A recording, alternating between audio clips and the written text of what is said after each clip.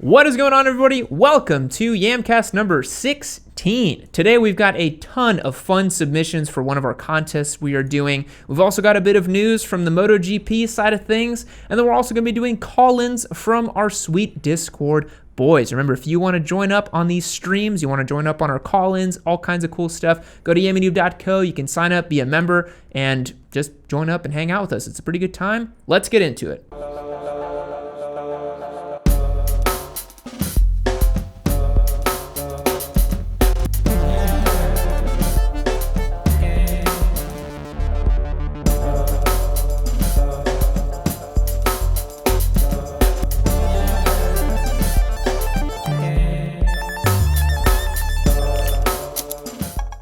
All right, so as you alluded to, our very first story comes to us from MotoGP, and this is actually a little out of date. They haven't updated this story yet. But as of July 23rd, Marquez was getting ready to ride after a pretty aggressive spill. Whew, that is a very polite way of putting it. Marquez, I think we can now take a photo of that whenever we talk about yeeting yourself into the great beyond. Yup. That was definitely a big ol' yeet into the sun. Yes, it was. Typical Marquez fashion, had another spectacular high side. This is not the first time we've seen him high side. And Spite, make sure you put the timer on me for this one, because I could just talk about GP for the whole hour if you let me. But yeah, I mean, we've seen this time and time again from Marquez, where he goes out and he just rides that phenomenal pace. And this was after he had already gone out and ended up getting that crazy low side where we thought he was going to lose it, ended up hanging on to it, went off the field, ended up 16th place, made a miraculous comeback up to 3rd place, made GP riders look like novice track day riders. He's just passing them left and right, and then did have that spectacular high side. But the big news was he came back 4 days later after surgery on his arm. Huge break that he had, which we just saw on Instagram today. Literally, his humor snapped clean in half, basically. Yep. So he's got a whole plate, bunch of screws in there right now. It was literally a miracle he was even on the bike. Yes. Unbelievable stuff. Yeah, I mean, you've never actually been to a GP race before. You've watched a lot of them. But I was there in 2019 when he had his drop at Coda, and that was... I didn't understand then why he was pushing that hard, and he still does it. Yeah. Literally every race, he's out there at 15 tenths. Just he doesn't know any kind of chill. No. Marquez is the opposite. So I often thought about whenever like Lorenzo and Marquez used to share the field, they were the polar opposites of riders, because Lorenzo would get out in front, just set that metronome pace, just chill lap after lap and just set it down, whereas Marquez is just the wild man on the bike. He's just so exciting to watch. It's just unbelievable what he does on the bike.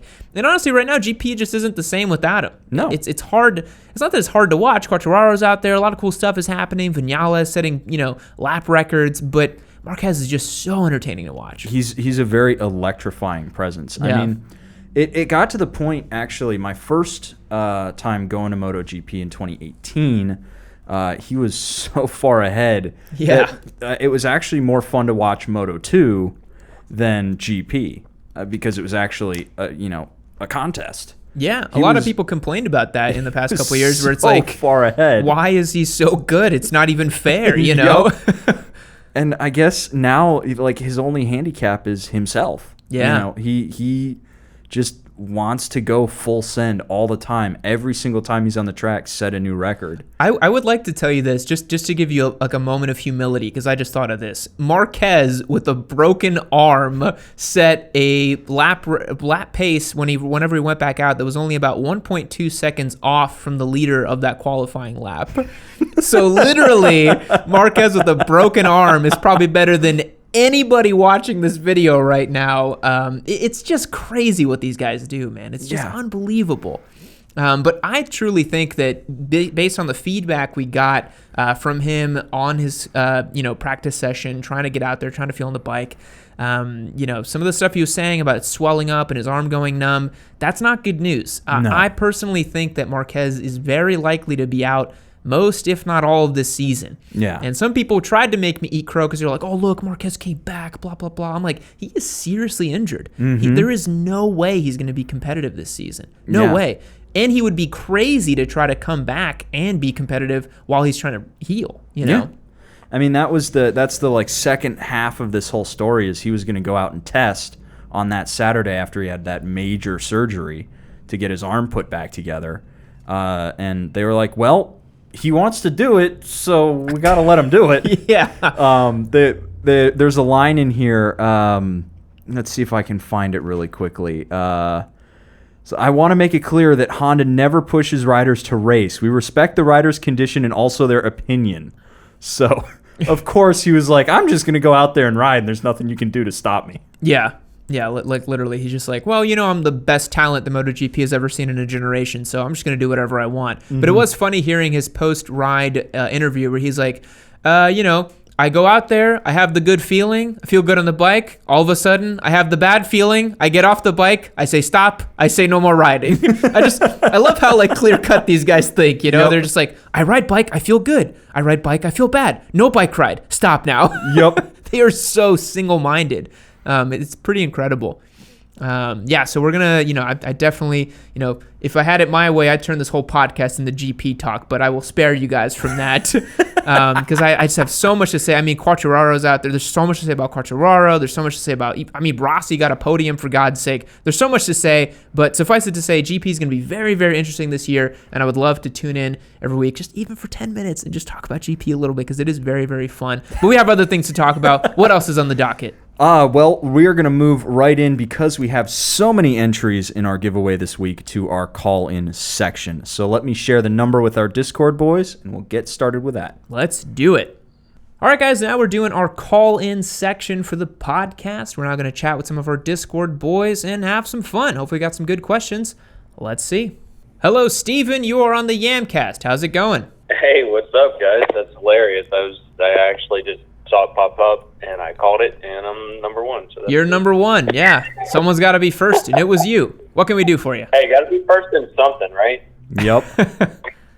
So anyway, how are you guys doing today? You doing all right? Pretty good. We've had a bit of a jam-packed day because the schedule got a little turned around. So I've been up since like 6 a.m. doing stuff, and we filmed a video earlier, and we had to do some voiceover work. So honestly, today was kind of jam-packed. Yeah, front to end, and I still have an edit to do later the night. So yeah, it's gonna be a big one. Sometimes it's like that, but yeah. Nice, dude. That'll make chilling tonight all that much better, you know. Yeah. I've actually been up since 5 a.m. myself, so I'm hitting my 12-hour mark right now. Yeah. I do construction estimating. It's a whole long, boring shit thing. But anyway, I called with 2 questions today. Mm-hmm. So I'm very close. I don't know. I'm Spin Sharp Sword on YouTube, and then on Discord I'm Bouldering Pod. I don't know if you hear me with. I think I know that name. Yeah. Yeah. So Spin Sharp Sword is like my Google Maps review name that I go like undercover, and I'm like, yeah, you know, this place is great, this place sucks, this is that, and whatever, and like kind of mildly under the radar popular with that. Anyway, so I'm really close. I've commented multiple times about getting an MT-07, and I recently, I think I watched, I don't know whose opinion, I think it was, you guys know the company Insta360, right? They yes. make like the little modular camera. Mm-hmm. So I think I watched Chase on Two Wheels, and it kind of sparked like an idea in my head. Like so for all the people that are on the channel that are aspiring moto vloggers, would it be, I guess, more, to me it seems like more economic to get their 360 camera because it's modular. So, you know, if you wanted to like evolve the channel or whatever, you could get, you know, their regular GoPro style camera with the 360, but you could start it off with the 360 and then use a task cam for the audio. And then that way, I mean, you could get like your front view, your side views, you know, your self-riding. Would that be, I don't know how you guys feel about that, because I know you guys use GoPros, but I mean, if you only had one camera to buy, would that be a good one? I suppose so. I think the thing I would caution people to think about if they're trying to think of like starting a channel or doing something like that is like, don't worry too much about the gear, honestly. It doesn't make a huge difference. Like, yes, with the 360 camera, you could do like side angles and this and that, but you also have to ask yourself like, what's the message? What's the story? What's the value of the content? like if you're trying to make it just for funsies to show like your friends and family, that's cool. Make like all the fun stuff you want. But if you're trying to like make something that reaches a lot of people, I think then you really have to ask yourself like, okay, so who cares about me, you know, with my 360 view on my bike, right? Like, what am I trying to help with, or what am I trying to show somebody? So that'd be the first thing I'd think about. But to your point, if you can get the modular system and you got the whole camera setup and you can do a lot with it, I think that's cool. Spite, what do you think? Well, I actually have a lot of experience with a lot of different 360-degree cameras. Oh, yeah, that's right. Because I used to use them every day. I've only got the one Samsung Gear 360, so... Yeah, and I'm very familiar with that one as well. And my only issue with that is when you go from a GoPro to something like the 360-degree view, even if you do the overview style where you just have a window into that section of footage, you know, you take like a 1920 by 1080 chunk, it still looks a little distorted because of the nature of the fisheye lenses. Like I can think of one YouTuber I know, a guy called Lamb Chop Rides, who uses a Insta360, I think, on his motovlogs. And he uses it as a separate camera, but uses a GoPro as the main camera. You know, so I think it's a good. Yeah, I think it's a good accent piece, basically. Yeah. Right. So, what was your second question? Just to wrap it up real quick. Sorry. What is your opinion? I guess if you could only have one vehicle and it was a motorcycle, I guess, what would it be, and would it even be practical to have just a single motorcycle as, like, your only transportation? Yeah, I would 100%. If you were, like, a loner, didn't have any friends or nothing like that. Like. Yeah. Well, I'm glad you said that, too. So I would have a Hayabusa with the cowl seat. Okay. Yeah, no, that's what I expected to hear. There you go. I'm on brand. I know what I want, and I know what I'm about. That's what I would get. Spite? Wow. I mean, putting me on blast like that, I would love to have something like the KTM Adventure with the bags, or like the 1290 with GT. Yeah. Because it's got bags. That's what I would. Yeah. And it's a stonking great time. But then there's the practical part of me that says, well, a Versus 650 exists, so. God. Just slice your wrist right now. Yeah, I mean, I specifically got rid of the VFR because it was too much dad bike for me. So, yeah. But that's it me. has a white New Balance. Yep. Just full on nerd mode with the Versus 650. Ari Henning, eat your heart out. Yeah, eat your heart out, Ari Henning. Just kidding. Please love me. Yeah, right. All right, man. It was good talking to you. We're going to open up the line so other people can jump in, but it was great chatting with you. Oh, yeah, for sure, guys. I really appreciate your time. Have a good night. All right, later, dude. Too. All right, later. Boys on the stream, lines are open. Give us a call. Mr. Negative, back at it once again. How's it going? Pretty good. How about yourself today? Doing good. What can we do for you? Just a thought. Why are people so hung up on all the specs of a bike? Especially horsepower and some of that, because when you ride a bike, you don't really have to know that it's got 180 horsepower to know that it's really fast. You know, I've bought bikes by what they feel like, not by any numbers. Just ride the bike, and if I like it, I like it. You know, that is so true. And Spite and I, we talk about this probably once a week where we're just like, why are these spec sheet warriors worried about this bike over that bike, worried about 45 foot-pounds of torque versus 50 foot-pounds of torque? And I think what happens is when you, and this might sound a bit harsh, but I think it's true. What happens is when you can't buy a bike and you're stuck there kind of waiting to buy your bike, the closest thing you can do, I guess for some people, if they're wired this way, is to kind of make those spreadsheets and look at the numbers and try to figure out what's the optimal choice, because you can't make the choice just yet. And so you might sit there and be like, oh, the MT-07 makes, this amount of torque, but the Z650's got this and that. And you sit there in what I call, spreadsheet purgatory, and you're just kind of looking at numbers back and forth. Spite, what do you think? I mean, that's kind of hits the nail on the head. It's just people who don't have the experience or can't really have the experience for whatever reason going to bat for a bike they haven't ridden. Mm-hmm. You know, we see this all the time with the R1. Everyone is, whenever we say something bad about the R1, we get people who say, how could you possibly say anything so bad about such an amazing motorcycle, blah, blah, blah, blah, blah.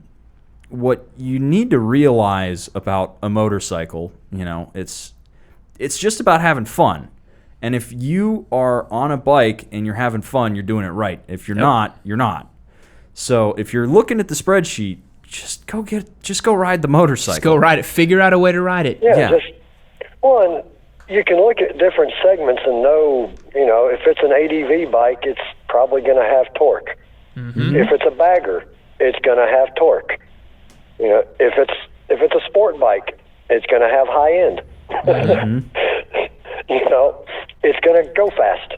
I think that's the thing too, is people don't realize that a lot of bikes in a certain segment feel really similar. Yep. You know, you grab any of the Japanese 600s, they have very small differences between them. You know, that there's not really a huge difference. And even then going beyond sport bikes, right? You grab like an R1 versus an R6 versus a Gixxer. They're all really similar. They have differences here and there, but they're really similar. I think you got to look at between categories, like you're saying, a bagger versus an ADV versus a dirt bike. Then you start to see how different they are. But again, the specs don't tell the number, right? Like your new Supermoto, it makes only what, 50 foot-pounds of torque, 52? Yep. It sure as hell doesn't feel like it though, right? Nope. It feels like an animal. When you crack it open, because it's so light, the torque, it feels like 100 foot-pounds. Yeah. You know, it's I'm going to have to ride one of those. You definitely should. Yeah. It's so much fun. But you wouldn't think that, because when you compare it to like a bigger bike, it just doesn't make that much power, really. Yeah. Well, it's about like going from your Scrambler to your KTM. You know, that's... Yeah. Yeah, no kidding. Honestly, yeah, like my KTM dirt bike feels like a rocket ship, and it only makes 40 horsepower, but that thing feels so manic. Yeah. Now, have either one of y'all ever ridden a bagger? I haven't. Yes. Yeah, so I've ridden a lot. You have ridden a bagger? Oh yeah, bike? I've ridden the Street Glide. It was actually, I think it was a Street Glide Special, and then I've ridden the is it the Heritage that comes with the leather saddlebags from the factory? Yeah, and if it's older than 2018 or 2019, it could turn. You could scrape a peg without, anywhere. I rode one once and like gave it back and just went, wow. Yeah, the old Heritages really couldn't turn that well. The newer ones they've improved, but it's still. I'm not going to be, Mr. MotoGP at any time soon. There's no question about that. That's what you think. You go to your first track day, you'll see, Mr. Negative. You got it, dude. I believe in you. Oh, I'm at least hoping I pass at least one person and make them feel bad. Hell yeah. That is my goal. just to let them know that a bagger just passed them. You know, you got passed by a boomer on a bagger. Congratulations. Ultimate disrespect. All right, I won't waste any more time. All right, thanks, Mr. Negative. It was great hearing from you. Okay, we'll see you. See ya. Bye. To the stream boys, how's everything looking and feeling over there on the stream? We're probably going to do a quick little segment for you guys that want to, chat and chime in on here between one of our segments. We're still taking calls, though. Feeling good. Sweet. Stream is good? Okay, great. Irish, what's up, man? How's it going? Oh, it's going pretty good. How about you guys? Good. Is this your first time calling in? I can't remember. Yeah, it is my first time calling, I believe. Sweet. Normally I'm out and about and losing my hair. Yeah. What can we do for you? I was just wondering, what was your, I only got 1.5 questions. So what was your first impression, Mr. Yam, of the Sportster that you guys just picked up? Oh, boy. So we're going to be putting out the first impression ride, which I want to say was 45 minutes of raw GoPro footage, so it's probably going to be a very long vlog.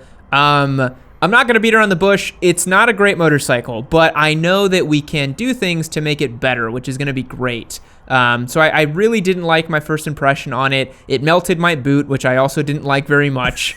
And yeah, I'm still figuring it out. It's still a bit of a mystery to me as why people like these bikes. But I think with time, I'll get there. I'll get there. Oh, I gotcha. Okay. So then the follow-up question to that, because I kind of felt the same thing when I got on my Sportster. I was like, man, there's something missing here, and I couldn't quite put it on it. Yeah. What style of bike do you think would best fit it right now? Just like first impressions, if you're going to go like cafe or scramble or something like that, where are you feeling like it's leaning towards? Honestly, for me, I want to put forward pegs on it, and I want to make it make a ton of horsepower and torque. That's really what I feel like I want to do with it. I know that some people scramble their Sportsters, but man, that's a heavy bike. I've seen people jumping up and doing stuff with them. I lack the testicular fortitude to do such a thing with the Harley. I can't do that. Hey, fair enough. Yeah, Spite, what do you think? I mean, I would love to just see what we can make that bike do. Yeah. In all respects. What we can, how quickly we can make it corner, how quickly we can make it go straight, how quickly we can make it stop. Because there's so much that we can do with that bike, you know? It's such a blank slate. Yeah. And I cannot wait to really start wrenching on it. Yeah. Which is going to be pretty soon, honestly. Probably mid-August, we're probably going to be already slapping parts on it and doing stuff to it. So it's coming right up. Hell yeah. Well, thank you guys. All right, Irish. We'll be seeing you. Yep, have a good one. Bye. Later. Bye. Very active today. Lots of boys calling in. Very good. I like Yeah. this. I like this energy. Stream boys, what can we do for you? Don't all jump up at once. Oh, we just got a call. Weasel, how's it going? You're on the Yamcast. It's going pretty good. I mean, I just got off of work.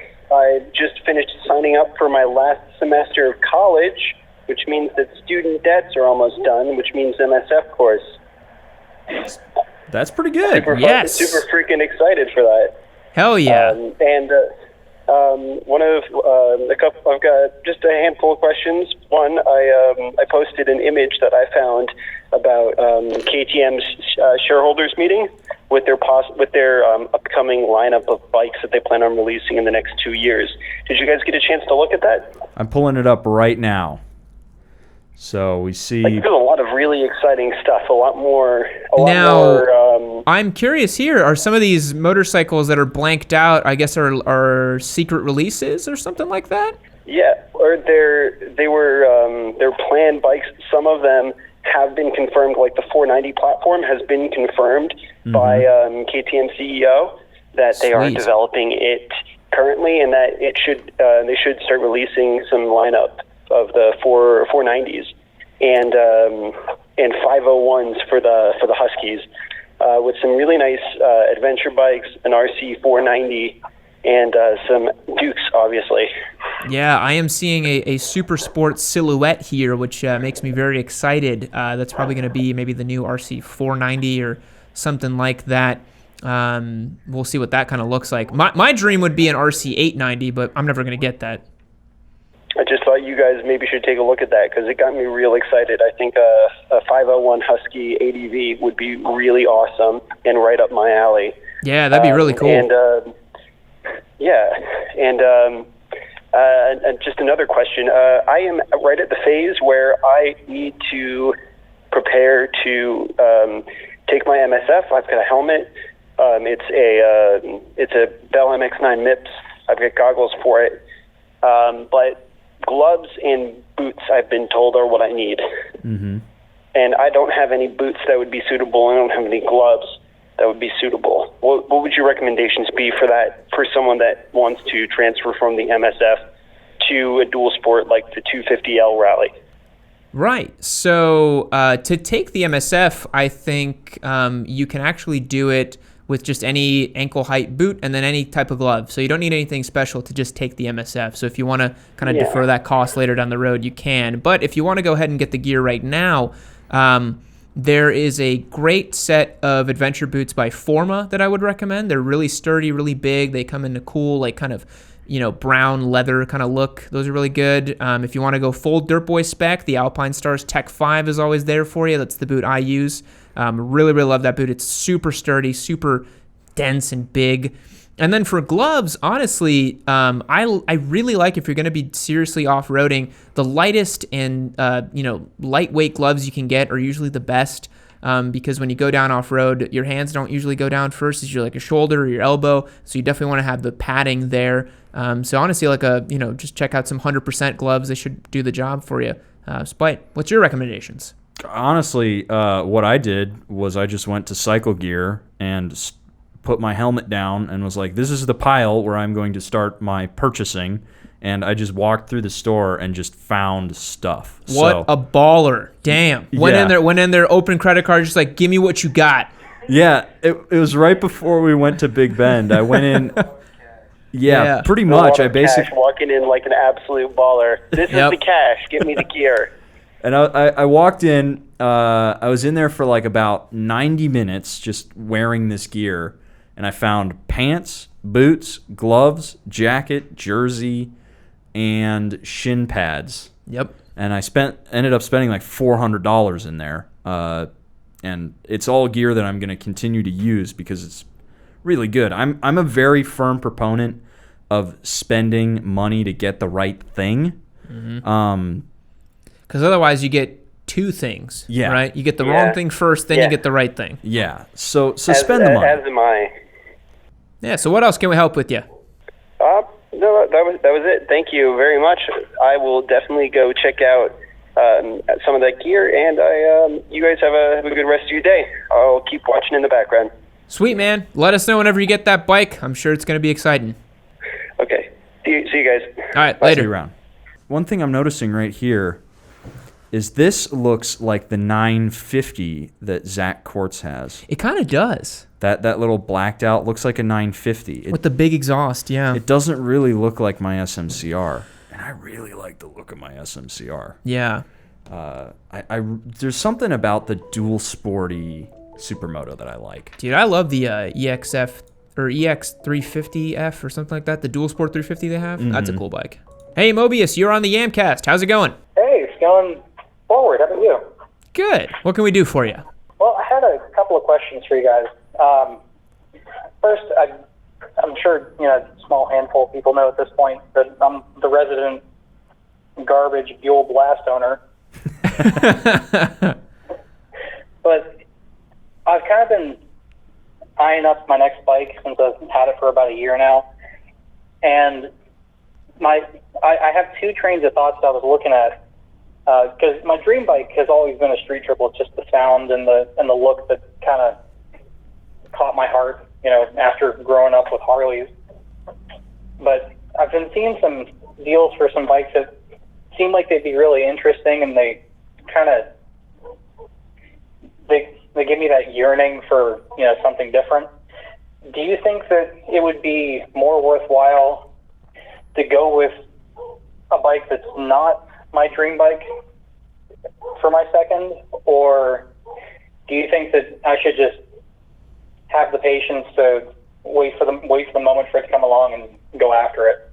Honestly, man, I'm gonna give you some life advice. Life is short. Tomorrow is not promised. Get the bike you want as soon as you can. Don't make some compromise. I mean, because honestly, bikes are just about the passion. They're about the fun. And if you want a street triple, get a street triple. I think that you're going to feel so good about owning that bike, especially if it's the one that you've wanted. And again, tomorrow's not promised, so do it. Spite? Yeah, no, totally, 100%. That's why I bought the SMCR. Yeah. Because I had the VFR. It was totally paid off. I owned it.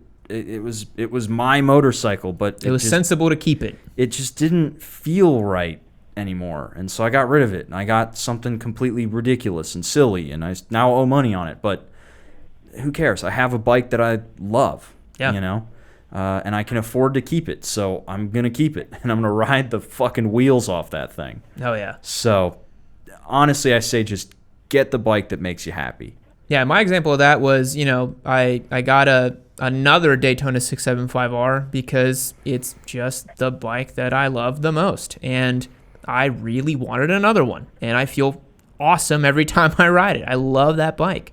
And yeah, I'd say get the one you want, man. No, fair enough. Thank you.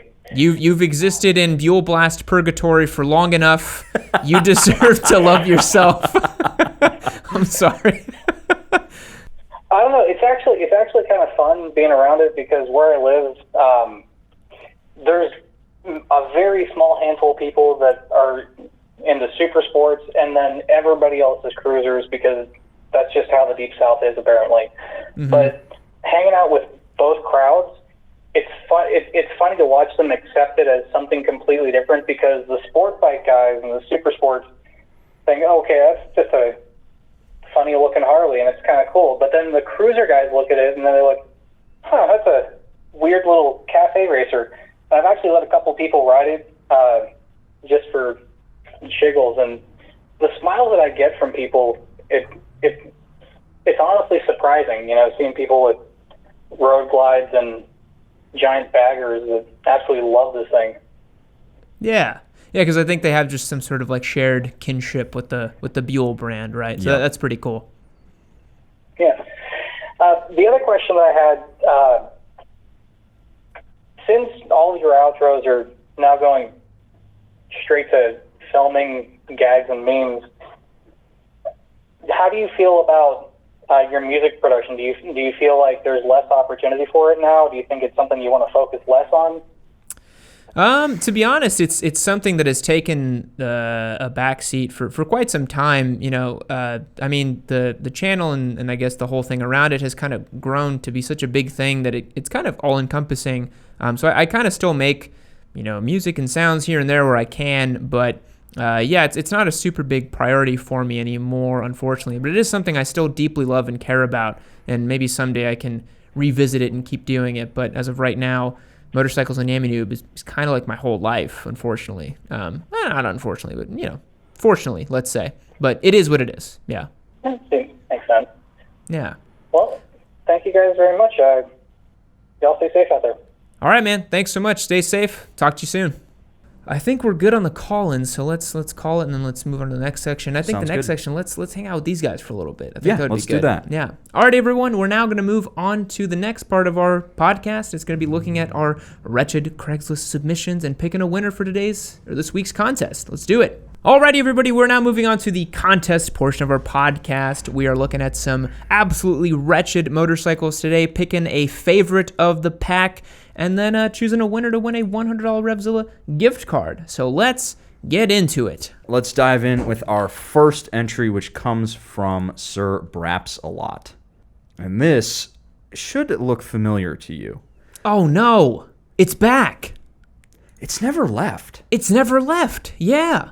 Of course. I saw this bike a year ago, I think, it came from Craigslist video. This is in Seattle, right? Mm-hmm. God, my memory is incredible. I just have this ship like allocation in my memory. Yeah, I remember this thing where I was like, man, it's just gonna like literally spontaneously catch on fire. Mm-hmm. This one's rough, and I called it because it never did sell. Posted 9 days ago.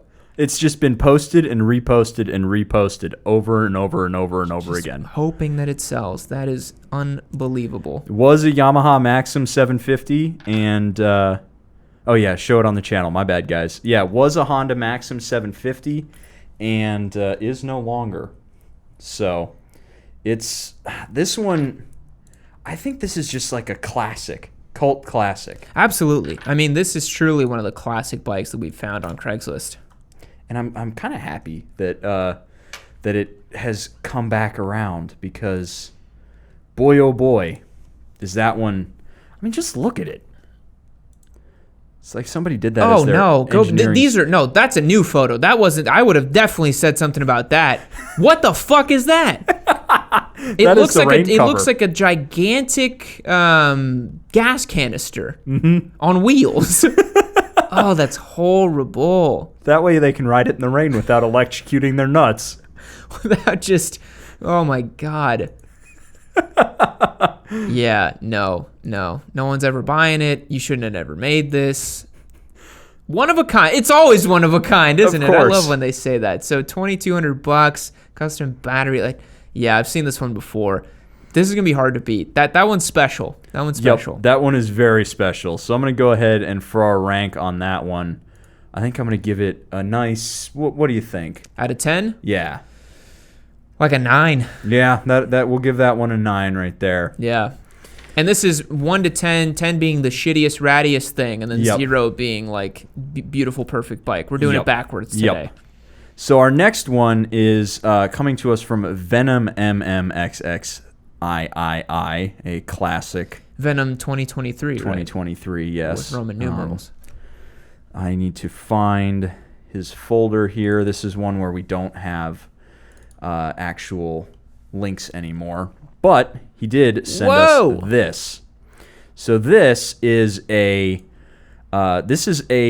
one of those Chopper DCC, or is that OCC? OCC. Oh, Gillette Orange County Chopper. Customs. The Gillette Chopper. It's those guys. Like it's. Wait a minute, 97 grand? Yep. Oh my God. It's because it's an Orange County Customs. One in the world. Yeah, no shit. Built for Gillette. Cost over $150K to build. Sold to Jorge Lopez. I don't know who that is. I purchased from him. Too short to ride it, therefore I'm selling it. It's a work of art. Don't waste my time and yours. Please. Only serious inquiries. You gotta wonder how people who can barely spell have money to blow on a bike like that, right? That's kind of weird. Just look at some of these pictures here. Like, this thing is ridiculous. Wow. I mean, truly ridiculous. Yeah. Barely rideable, it looks. And again, this is one of those things that I hate about choppers. Do you see is that the exhaust that looks like part of the fender? Yes. Those are the two exhaust pipes. You got your primary belt open there, your chain. This thing's a disaster. You don't love the Orange County. Oh, look, there he is, that one dude. The Tuttles. Hell yeah, brother. The old one, the one that gets shouted at by the old one in the meme format, and then the fat one that nobody likes. Yeah. People in the stream want to see it in the Discord if you want to drop it in there. I can drop you a photo here. It is that motorcycle. Just a big boy right there. So, what do you think? Man. You know what? If we're doing absolute, our metrics are ratty, crappy, that type of thing. This one's actually nice, so we got to dock it some. It has to be. I think we should. Let's set this in stone here. Rideable, which all of these motorcycles are running and rideable. Mm-hmm. They need to be the expense factors in, and then condition. Yeah. So I think expense, honestly, because it legitimately is a one-of-a-kind motorcycle. Yep. You kind of have to give it to them on this one. So I think we pull this one back just a little bit. I'm probably I think 6. That's what I'm feeling too. I was going to say 6. Yeah. So I think that's a 6. Give that one a 6. So our next one. Give me 1 sec. I have to send a text because I'm going to be late. Okay. 1 sec, boys. Papa had to tell someone he wasn't going to make it on time. Okay. So now we're talking. Yes. Now we're talking. This is some Apex type of... Wow. Here we go, baby. Look at this. Custom motorized Schwinn Stingray. No way. Mm-hmm. So that's a Schwinn frame, made it up to some wretched little single sill, looks like. This looks like... so custom... It's a liquor cycle. 49cc. Yeah. It's a liquor cycle. So it's the Schwinn Stingray has been fitted, sitting for a number of years, but should run again with some TLC. So I think that what that means is basically it just needs a carb clean. Because what this is, if you guys remember, Ryan from Fortnite built that motorized bicycle. Yeah. This is that. This is a motorized bicycle, same kit. I recognize all of this stuff. Yep. I am going to have to dock it just a little bit because it is technically not running. Mm-hmm. But this is just, this thing. There's actually something about it that I like, Honestly, me too. I don't know what it is, but I really kind of like it. I think it's because it's a liquor cycle, but it's like a chopper liquor cycle. Yeah. And it's kind of nice in a weird way. Like, it's done really, really well. Yeah. I honestly, I kind of want it. This is bizarre. Yeah, so I think this one's like it has not elicited repulsion from me. No. So it can't be top tier in my opinion. I'm thinking this one's like a 4, maybe a 3. Wow. Like this is kind of cool, honestly. I would put it closer to a 5. So let's split the difference and call it a 4. Yeah, because it is kind of cool. Yeah. So the Schwinn Stingray is a 4 out of 10. So our next one comes to us from Plastic Manzor. It's another one where the link has expired.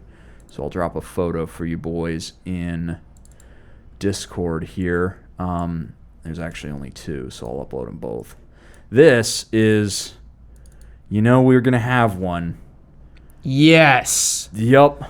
So this is really common, these Volkswagen trikes. I've seen so many of these, dude. I don't know why particularly they do this, but because the Volkswagen ones, they just do it, yeah. I mean, I like the GV top case. Yeah, nice touch. Yeah, nice touch. But good God, these things are, Rat Trike, 1969 Volkswagen, 1600 cc's, 3-speed automatic with 10,000 miles on it. New carburetor, master cylinder, runs good. Carb needs some adjustment. You know it doesn't run good when they say it runs good. Yup. You just know. Rode it from Arkansas and then down here from Kingman, East Mesa. I think that's in Arizona. Mm-hmm. This is out by Phoenix. Holy fuck. How'd it make it from Arkansas over there? If he rode that from Arkansas to Phoenix, God bless you. I also love how the seats don't match. Do you like how it says 1969 homemade? Yep. As if we couldn't tell it was homemade. Wow. Look, yeah, the seats don't match. To try, this is pretty high up there. I'm not gonna lie. Yeah, and I think that's the horn right there. Yeah. That little orange horn. Oh, trikes are real wretched. With the GV top case too. The GV top case is awesome. And the engine just look at the cloth in the back of the seat there. Yeah, this is high up there. I think this is also a 9, I would say. This is also sitting in a trailer park, which of course it is. That's a bummer.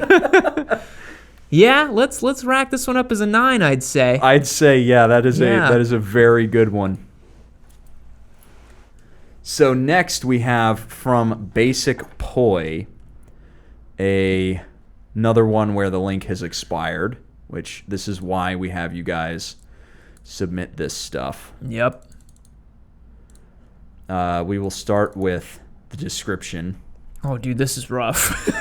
Actually, it's really not, though. Is it not? So it's a just wait till you see the other pictures. 1983 Kawasaki ZX1100. Full rebuild a few years ago. KZ 1100, right? KZ, sorry. Yeah. Top end, valve job done. Everything works. Should bikes runs very strong. 10.5 to 1 pistons. Carbs rejetted. I mean, this is like a full-on, apocalypse-y rat. It's like a UJM turned into a rat bike. And then if we get into some of the other pictures, it does say currently not running. Does it say currently not running? It does, which we have said rules it out. Yeah, unfortunately, if it is not running, this one is disqualified. However, we can take a look at it and just kind of poke around, but it cannot receive a score per our criteria. Yeah, per our criteria. Although it is a little disappointing because, it actually looks like it was well done. Yeah, it's got side bags. The lights look decent. So like you said, it looks purposefully ratty as opposed to accidentally ratty. Yeah, which is the real kicker there. So I don't think it would have won simply because it's too good. Yeah, but we do have to disqualify. Give it a DNF right there. Yeah. Yep. So on to our next one from Trash Guy. We have a link for you guys this time around. This one is... That looks nice. Yeah, honestly, it's kind of like a neat little custom bike. Yeah. I like the retro kind of rainbow colors on it. So let's dive in here. So this is a CB750 because of course it is. Nice. If you're gonna cafe racer a bike, it's usually a CB750. That is the one to do it. I mean, dude, this thing's super nice. This thing's like immaculate. Yeah. This is the opposite of a Craigslist ship bike. No, this looks is like really good. This is going to be loud as fuck, though. Oh, yeah. Oh, yeah. It's like a straight pipe. Yeah. It's going to be real loud. Yeah, brand new chain, sprocket, wire wheels. The Dude, paint job is good. The grips are good. It's sparkly. It's clean. Mm-hmm. Dude, this is nice. Why would you submit this as part of like the crap bike list? This is great. This is going to be like a straight up 0 right here. Yeah, honestly, I was just gonna give it a 0 right now because it looks really good. Oh, it was in the Revival Cycle showcase. Oh, dude, this is 0. Yeah, come on. no, if it was in absolutely. a show, come on. Yeah, get No. out of here. Sorry, that's a nice bike though. Yeah, it really but not is. what we are hunting for garbage right now. This is absolutely not that. I think this next one is trash, though. Oh yeah, here we go. So I'll share this with you guys on stream. This is what I'm talking about. This is trash right here. Customi made trike. This thing is Look at that. It looks like it's got a lawnmower motor on it. I think it does. It might be a lawnmower from the rear back. Look at the rear axle and all. That looks like a lawnmower, kind of. Yeah, I it mean, a does beefy kinda. one, but a go-kart or something. Like, Yeah. that does not look like a. That's obviously not a motorcycle rear end in any way, shape, or form. It's like half of a motorcycle frame with the front end off of some old UJM. Doesn't it look like it's just like, kill me, Yes. please? Customi made trike, motorcycle front end, and golf cart rear tires. Yeah, baby. There you go. 10 horsepower electric start with belt drive. It actually is not a belt drive. That is a motorcycle chain. That is a motorcycle chain. So this guy has no idea what he's talking about. Asking $2,800 for this monstrosity. That's crazy. You for like $100 more, you could get a Grom. And have a lot more fun. Yeah. No. Yeah, hard pass. This is bad. It is atrocious. I'm not gonna lie, it's pretty bad. But it's not making me just be like, oh my god, because it actually is kind of clean. Unfortunately, And it's almost priced appropriately. almost. Yeah. Yeah, I think this is like a 6, maybe. Yeah. I think it is about a 6. Yeah, which is funny because didn't we give that Orange County chopper a 6? Yeah, So they're the same. They're the exact same as this trike. It's the same thing to me. It's the same thing. But that one received a 6 for different reasons. Yep. Yeah. I think this one is a 6 just because it's like it's almost bad, but it's Yeah. missing a few things that push it over the edge. Yes. So that one was from Natty Daddy, by the way. This next one from Rhett Moto comes to us. It is another one where the link has expired. So I'll share with you guys in Discord. This one is another one of these. So this is the first thing you get hit with. 20 G's. Yes, it is. Oh no. That's rough. That's already starting off at a real rough place. Yep. Look at the seats. Look at the face. What the hell is the belly pin? What the hell? Look at this thing. Oh, dude. That is one of the ugliest things I've ever seen. Yeah, no, this is Dude, real bad. Dude, that's really bad. I like how it almost has like a cooler bolted to the end. Dude. Oh my god. Let's see what they have to say for themselves. It's still great riding weather. Right up into the mountains. I would not want to put that on a mountain road. No. It has a trailer hitch, so you can pull a trailer made for motorcycles. So you could, okay. 200 horsepower and weighs under 1,000 pounds. Oh boy. A great road bike. That is not a motorcycle, sir. Yep. So many things to see and do here in Arizona, and you can do more on this trike. I don't know. It's a 2335 VW engine, of course. Of course. Why is it always a VW engine? We got to figure that out at some point. Custom lighting, custom pinstriping, new brakes, new tires, new battery. The Roadhog trike is a factory-built trike and is the smoothest riding trike I've ever ridden, and I have ridden most of them. I have ridded. I have ridden most of them, excuse me. Come out with me. Go back really quick. It says, come out and see it for yourself. Take it for a ride with me as long as you have a motorcycle license. Why? It doesn't have 2 wheels. Why do you need a motorcycle license? You just need to be able to drive a car. Yeah, and you can do it. I mean, it's a car from the ass end forward. Yeah, it's not going to flip over on you. It's not going to lean. So what's the point? I think I think this belly pan is a floorboard. Maybe. Because where are you going to put your feet when you're driving? You put them right there. Yeah. No. So if what this guy's saying is true and it's a factory built trike, who the hell made this? Roadhawk or whatever? Yeah. There is actually one that's similar to this later on, I think. Why the hell would I pay 20 grand for something that's 19 years old, though? Right? Like, what were they new? Like 50? That's crazy. There's no way they were that expensive. No way. So this guy's absolutely cuckoo for Cocoa Puffs, thinking that I'm going to pay 20 grand for this monstrosity. So the price is kind of it's kind of nuts to me. Yep. However, it is clean. It's not ratty, unfortunately. But it is, without a doubt, probably the ugliest thing I've ever seen. This is like a 7 or an 8. I think it's a 7.5. Yeah. Okay, we'll give it the 7.5 here. 7.5. Moving on, we have a bike from Aussie. This is a link that I can share with you boys. Nice. Yup. Nice. I think this one is going to be a top contender here. Absolutely. Control B. So this one is a 2008 custom Gixxer 1000 for $15,000. 15 grand for the 08 Gixxer. Oh boy. With a snakeskin seat. Can you imagine the just gooch sweat? Dude. Yeah, that's rough. What else we got going on it? It's got matching helmets. Wow. Hope my head fits. I really it's got want a it stretch. To. It's got a stretch. This Chrome is like wheels. This is honestly, to me, this feels like a Gixxer boy that wanted to be a Busa boy, but he just didn't buy the right bike. No, he got the wrong bike. He's got the Brox exhaust. Got the Brox Boost exhaust. Hell yeah. Of course he does. Chrome everything. What the hell is that? That looks like a dragon. Is that an eagle? I see a mouth and an eye. What is that? That's a dragon. Because it's got horns. God. If that is a dragon, that is 100% Busa spec. This is. Let's see here. Custom show bike up for sale. Bike is chromed out with an extended 240 tire. Air ride costs $10,000. Well, you wasted a lot of money there. With an amazing paint job by the highly sought after Daniel Busso of Busso Art Studios.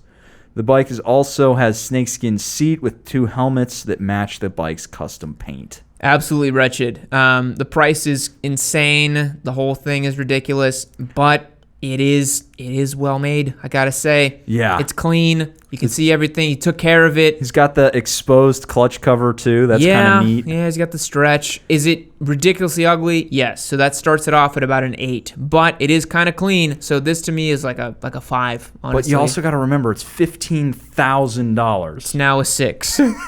Yeah, 6 for the 08 custom Gixxer. Yup, that sounds about right. Boy, you have a lot of entries, huh? Yup. We're moving quick though. Yeah.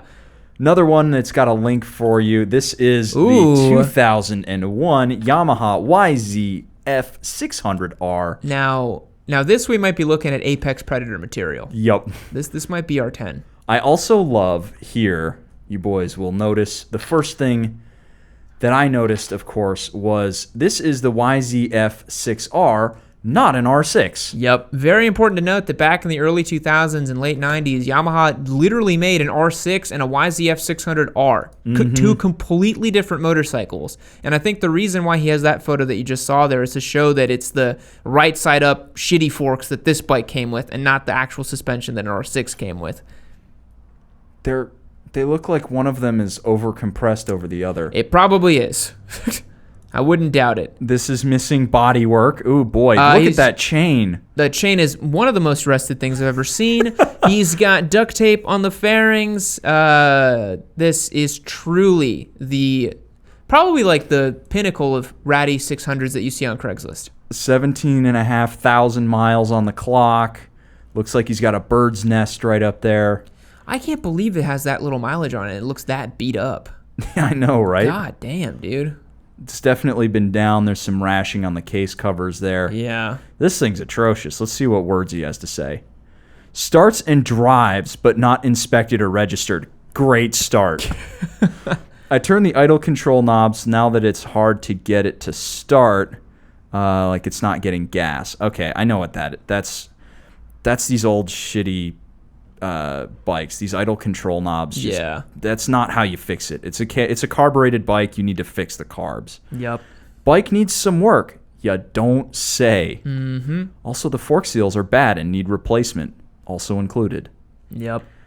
Yikes. Yeah, I mean, it's just, here's the thing, though. The price is correct. That's the thing about this bike. He understands it's a $1,200 ratty Craigslist ship bike, so he's priced it right. But it's taken off for me nearly 10s on the crappy and, like, you know, shitty categories. Yes. But the price is right. So to me, this puts it at closer to a 7.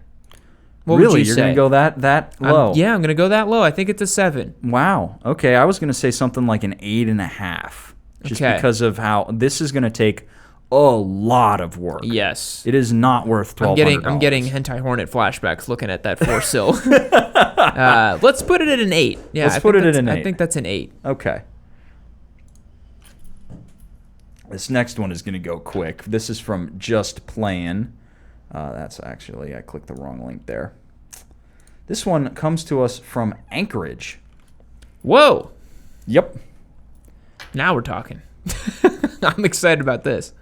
I think this is the first time we've seen one of these kinds of bikes. This is an RMZ 450 Alphabet Soup going for $7,500. So the RMZ 450 is a dirt bike, as far as I know, and I guess they converted it to a snowmobile. That backdrop looks beautiful, though. I guess they're in Alaska, right? Yep. This is out in Anchorage. Wow. I mean, it's cool. It's really cool. Yeah. But is it really a motorcycle anymore? I don't know. It's like a tank. Yeah, I didn't even know this was possible. $7,500, 2016. They don't sell them like this, do they? There's no way. No, someone made this, right? Yep. Yeah.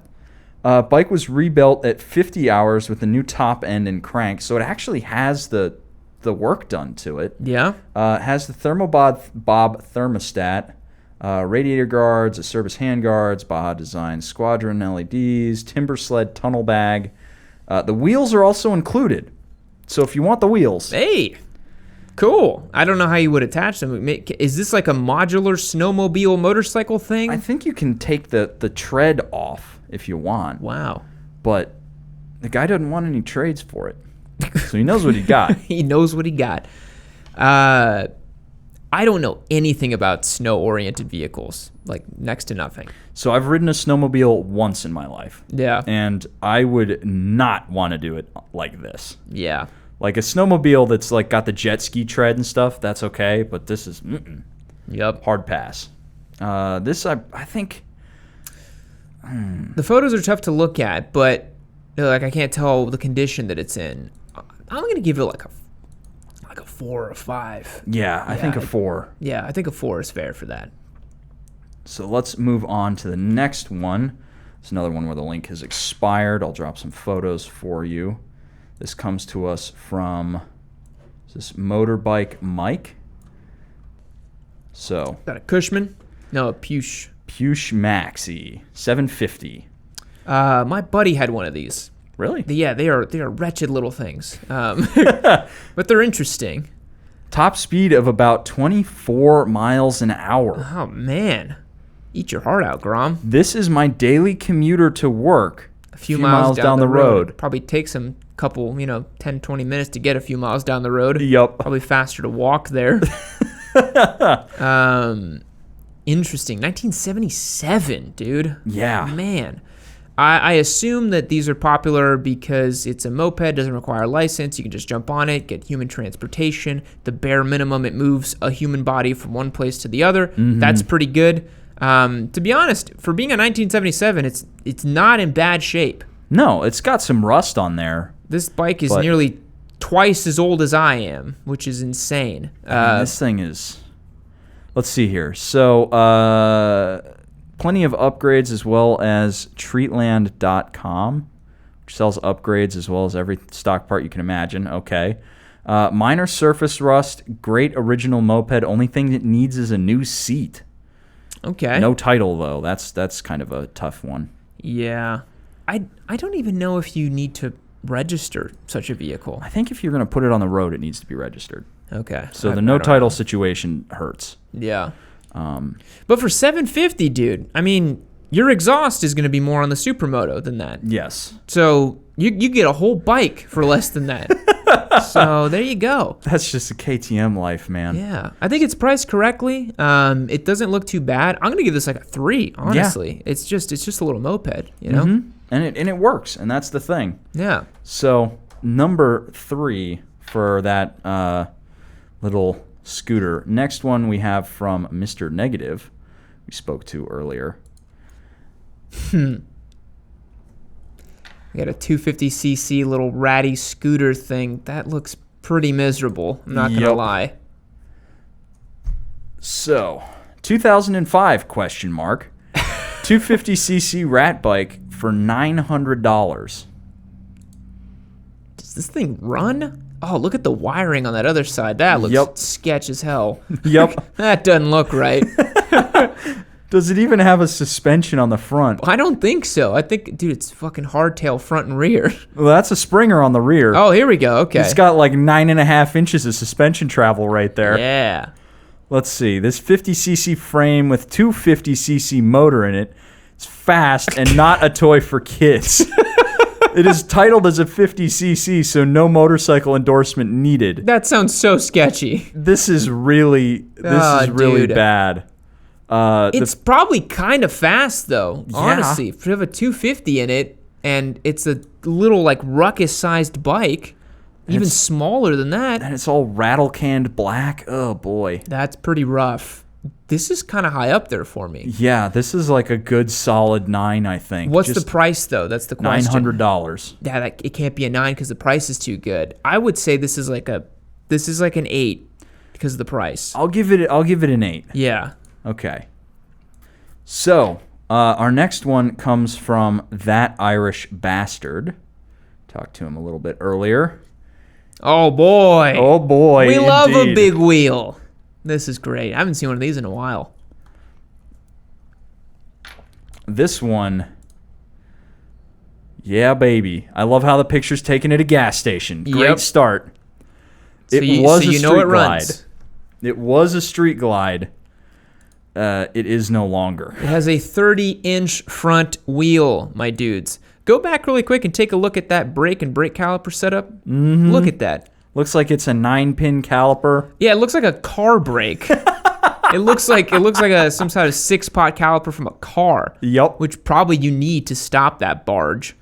That is crazy. And I like the exposed primary chain because, of course, you got to have that. Mm-hmm. It does have a center stand. Okay, that's a start. You can pop that rear up and do some work on it. Can you imagine how hard it is to pop that bike up? Think about it. you were struggling with the prom. You gotta be a real man to do that. It's all purple in the back there with the infotainment center. Yep. It looks like it's literally staring up at you, begging you to kill it. Yeah. Oh, boy. I hate these bikes. And he's got another one in the back. Of course there's another one. You can't just have one. N+1, dude. Mm-hmm. Yeah, I hate these things. I really don't understand the big wheel, whatever the fuck this is. I don't even know what style this is called. I hate it. And the fact that they're all priced at like $30,000 too. Yup. Because some asshole spent like 20 G's to build it. He's like, I gotta get my money back. And it's like, no one's gonna buy this. I have an 09 Street Glide for sale or best offer. 30-inch rim, air ride, center stand, stretch bags, 10-inch speaker. That much more. Call that number. Yeah. Good boy. Huh. So again, we run into this issue where like the price is so out of whack, it's crazy. So that drives it up, but it's well done for what it is. Yes. So I don't think it can rate much higher than a 6 or 7. I think this is a 7. Yeah. I think this is a 7. This is a 7. Yeah. Because it is really ugly. I do love how we gave the OCC chopper and the other little mini chopper the same score. That's so funny to me. All right, just a few more bikes left, and then we're going to pick a winner.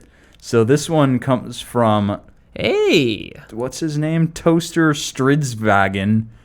Dude, I'm really excited about this one, honestly. Let me toss the link in Discord for you boys. This, I believe, is one of those little weird Russian floaty bikes. This is a Rokon. Yeah. This is one of those, if I remember correctly, let me take a close look at this. Where's the drive? I don't see it. It's not a front-wheel drive, if that's what you're looking for. It's not a two-wheel drive? It's got about a 700-tooth sprocket. Wow! Look at that sprocket! That's a dinner plate if I ever saw one. Holy moly. Look at that tire. This thing's crazy. Dude, this is cool. And they got it all taken apart there, I guess. I mean, look at this Wow. You talk about rolling over stuff. Look at the dog just looking at it. thing. You don't even need a kickstand. Nope, it just sits there. It just stands on its own.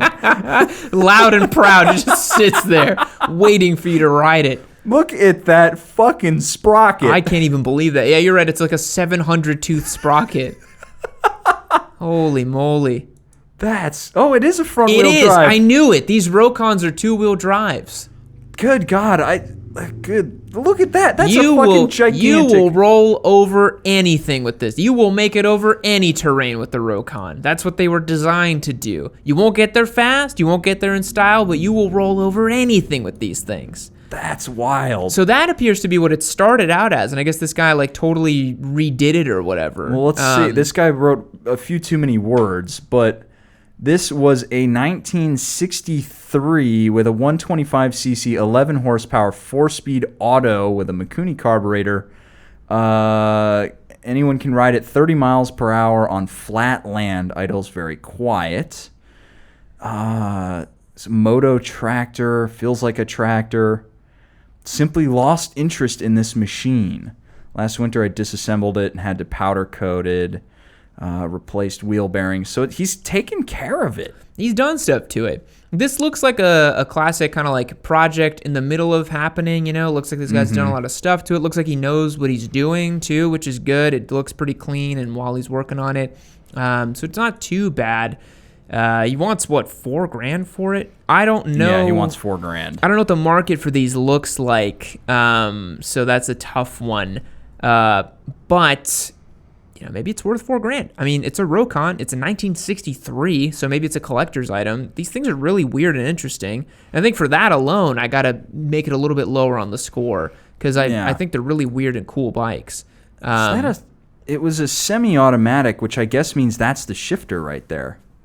You gotta pull it up. Yeah, maybe it was an old like 3-speed where you pull it or something. I don't know. It's also like a weird little mini bike. Yeah, very interesting. I'm gonna give it like a 3, honestly. I think a 4 is where I'm at. So I'll give it a 3.5. 3.5. Let's split the difference. All right, guys. Just a couple more bikes here, and then we will decide a winner. Blotter from St. Louis. We have. Oh boy, this is actually kind of a nice bike. So I don't imagine we'll be spending too much time on this one. So this is $69.50 for a custom Springer bobber hardtail. From what I know, that's actually not that bad for price.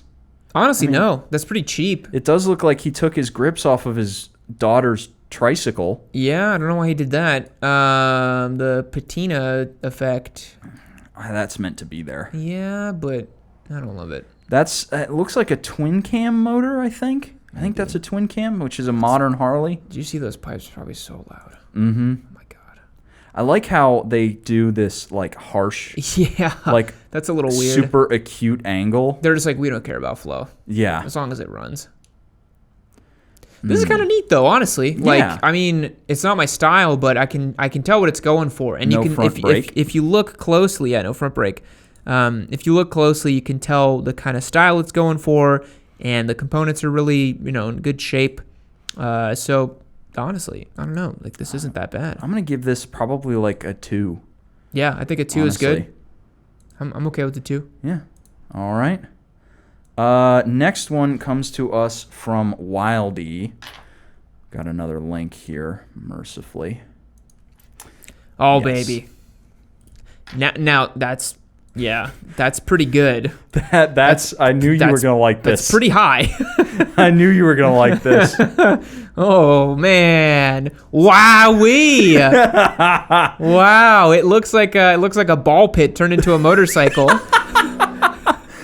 I mean, just holy moly! That is quite neon. Oh, full Yoshi. Is that glitter on it?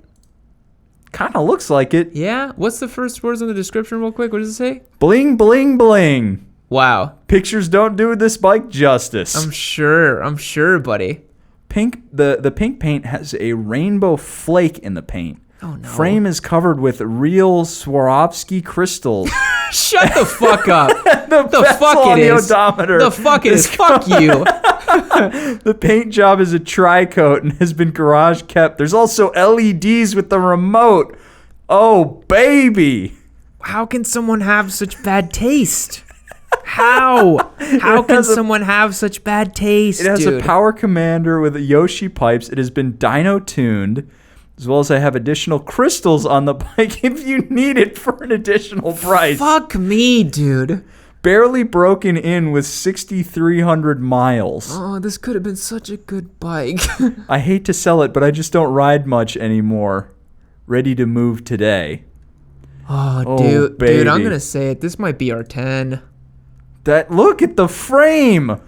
Oh man, it's just the level of bastardization to this bike is honestly shocking. Yes. It's honestly shocking. Because if you look at it from a distance, you're like, oh, it's some clapped out shitty track bike. Then you get up close and you're like, oh, they did it on purpose. Yep. They went and they did this. They wanted it to look like this. Yep. It's like somebody Holy just like fuck, dumped dude. a bag of Skittles on a motorcycle. Yeah. No, this is real bad. The nice bezel on there. Oh boy. Dude. And it's just such a shame because you see like the Olin steering damper on top. This could have been such a rad track day bike or weekend bike. These early gen ZX10s are great. Wow. Yup. They only want $6,500 for it. You say only? I'm feeling a 10 on this, dude. This feels like our 10. This feels honestly. like the 10. This is really bad. This is next level. Because we mentioned how it's like one of the core metrics was like level of repulsion, and I'm kind of speechless looking at it. I honest to God I saw the colors. Look at the frame. But the frame with the Swarovski crystals. Bro. Yeah, that's a 10. That's our 10 right now, that's leader the of the 10 pack. right now, yeah. Now, our next one comes to us from Calamari Express. We do not have the link anymore, but this one's good. We do have 2 more left, so if they can beat this one might get close. And the only reason is because, can you tell what that motorcycle is? Let me take a close look.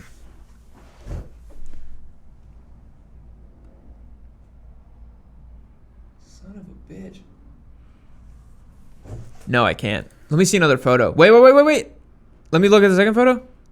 That one? Okay, trellis frame, right? Mm-hmm. Is it a single-sided swing arm? Single-sided swing arm? It's a Ducati. Mm-hmm. Is it a... Oh, okay. Yep. Is it an early gen Panigale? A 1098. Yeah. 1098 custom built carbon fiber Superbike Street Fighter. God. Oh, dude. That's really bad too. That's fucking rough. That's real bad. But here's the thing. Over the other one that we just saw where it's like, what the fuck is going on with this? At least it's like, okay, you're going for the Street Fighter thing. You want to do that. Is it ridiculously badly executed? Yes. Mm-hmm. Really, very much so. They also took a 1098 and did that. Oh, I know. It's like, couldn't you have sacrificed the Gixxer like everyone else? Couldn't you just grab a Gixxer and just chop its head off like everyone else does? Why a 1098? Oh man. This looks like something that the guy might have got off Crash Toys. Yeah. That's the only way I could see this as being acceptable. Yeah. But boy, oh boy. It's real rough, honestly. Yeah. That's not good. And they want $8,250 for it. Yeah, because they're calling it custom, super cool build. It's one of a kind. One of a kind. Yeah, I know. Super light and fast. This is a 9 for sure. This is a 9. I think this is a 9. But it has not made me question reality like the other one did. Yes, that other one was special. Yeah. That was very special. All right, that's our 9. And now Ty Dubs, let's see what you got. Last one on the list here. Oh, boy. Do you recognize this boy? Wait, is that the other one like we saw? It's another one of those. It's another one? Oh, dude. It's got like the Jerry, it's got like the soda, what the hell am I talking about? You know that paper cup from the 90s? It kind of looks like that paper cup from the 90s. Yeah. Yep. Wow. Mm-hmm. It's the same thing. But worse. What the hell is, oh, God, the airbrushing. Yep. Damn, dude. There's the eagle. Damn, dude. That's the eagle. Dude, this thing's pretty good, too. Shit, I didn't think it was going to go this hard in the paint in these last couple entries. Fuck. Oh, boy. Oh, dude, this is real shit. Oh, okay. Man. Oh, it's bad. It's real bad. I hate airbrushing. Then they got an that El looks Camino. so shit. That looks like a fucking 3-year-old drew it. Oh, dude, that looks so bad. It's like the El Camino doing some like It's like a J-turn. burnout. Oh my God. And a fucking, what is that, a Dalmatian unicorn running across the fields? Oh, yikes. Boy. So, 2002 Custom Trike Roadmaster V-Cycle, 3,900 miles, VW powertrain, chrome engine package, motor 1,600 cc's, 4-speed automatic. Same one, yeah. It's the same thing. Same thing. It looks like an early gen version. No, it's a 2002, so it's the same year as the other one. It's actually 1 year later. 1 year later. Somehow it looks older. They probably got worse over time. Mm-hmm. God, it's so ugly. God, dude. This one is worse than the other. It by is. far. It is worse than the other for sure. What is preventing me from giving this a 10 and keep what? Okay, because the other one truly. Okay, here's the thing. They sold it to you like this. Yes. All they've done to this is airbrushed bullshit onto it, right? So that really is the only thing they've done. Yeah, somebody with no taste bought this. Yeah. It wasn't somebody with no taste took a real good bike and destroyed it. Yeah, which is what happened at ZX10. So I think we need to. Which one was our other? Let's see here. It was Venom's was a 6 is what we gave that other one. So I think this has to be a 7 or an 8. That's an 8 for the airbrushing alone, for sure. Because the other one was just this ugly trike thing, yes. right? But this one, someone with bad taste has taken it to shop, taken it to town, right? Yes. So I'm gonna give this one like a 7. Yeah, 7.5. Yep. So I think in that case we give this let's do 7.5. Yeah. For that, which makes that ZX10 our winner. No doubt. Honestly, like look. Let me just, yep, without a doubt, that is pinnacle apex predator Craigslist ship bike, because they put an effort and it was like all the wrong kinds of effort made it just god awful. Yeah, this absolutely. This is our winner. That's our winner. That is the epitome of a Craigslist crap bike to me. Yep. Yeah. So who was that? That was from Wildly. So Wildly, congratulations. We are going to hit you up on the Discord, give you that $100 Revzilla gift card. Thank you so much for playing along. Thanks so much for watching, everybody at home. Hope you enjoyed it. Tune in next time, and we'll have another contest and fun stuff for you. If you want to learn about that contest, hit the link down below and check out YammieNoob.co. We'll catch you on the next one. See you later.